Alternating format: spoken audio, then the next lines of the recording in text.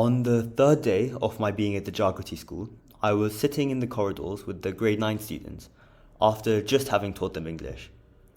I decided it would be good practice for them to practice listening to English and trying to understand it, as they normally wouldn't get a lot of exposure to spoken English near their houses unless it was on TV.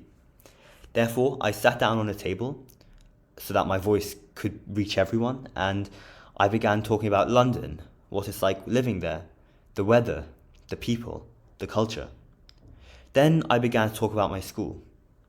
Eventually, we digressed into talking about my interest in Kung Fu, self-defense, and the work I've done around Kung Fu, teaching thousands of young girls how to defend themselves.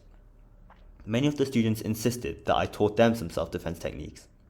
Of course, I obliged, and we headed to the grass area where I taught them some of my favorite, most effective techniques. After we had spent some time practicing, I asked them whether they had often seen much violence outside near their homes. Surprisingly, everyone immediately said yes. People said that they regularly see it, and even saw someone getting attacked that morning itself.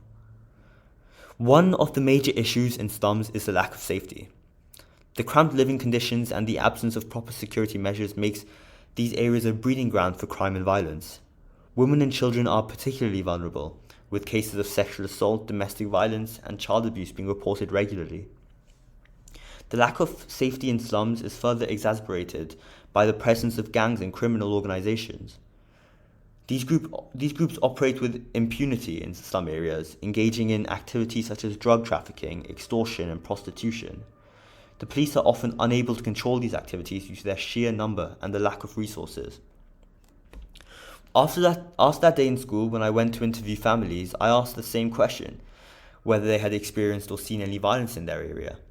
Each family very desperately denied that anything violent had happened within their own households. This was expected. However, upon clarification of my question, everyone made it very explicit that they often heard about or see violence on the streets. In fact, they hear shouting and fighting in the apartments around them, probably domestic abuse. Domestic abuse is also a pervasive issue in India, with millions of women experiencing physical, emotional, and sexual violence at the hands of their partner or family members. The situation is even more dire in slum areas, where poverty, overcrowding, and lack of access to basic amenities exacerbate the risk of domestic abuse. Some areas in India are characterized by poor living conditions, limited access to basic services like water, sanitation, and healthcare, and a high prevalence of crime and violence. Women and children are particularly vulnerable, with many facing abuse at the hands of their partners or family members.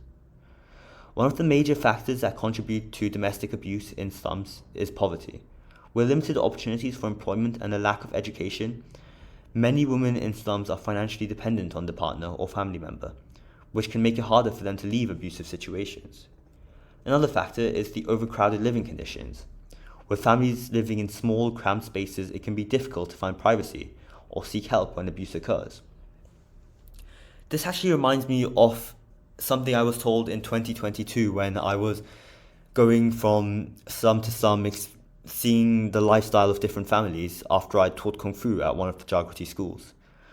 I remember I was at the house of the family who had 7 people in one family all living together, and they told me and the people I was with that it was really difficult making sure they were safe.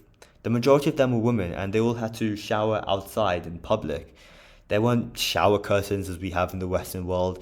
There weren't privacy areas. They just had to shower outside.